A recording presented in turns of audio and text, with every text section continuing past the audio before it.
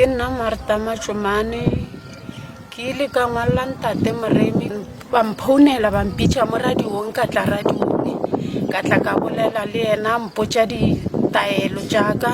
o ra mpotša le tše bego ke sa di tsebe di nkutametše a nkutullela sephiri a mtshepiša gore o tlo tla kwa ntlong o tlo gaša o tlile kwa ntlong o tlile a gaša a bereka diphetogo tše ke di bonego kwa e yawa ke tše thata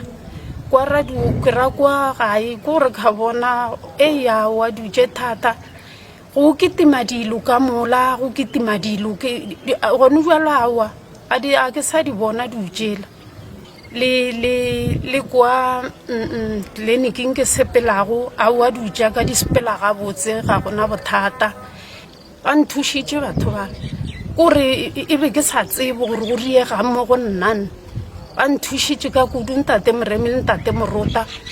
ba mpitša mo radiong bo ka tla ka bolela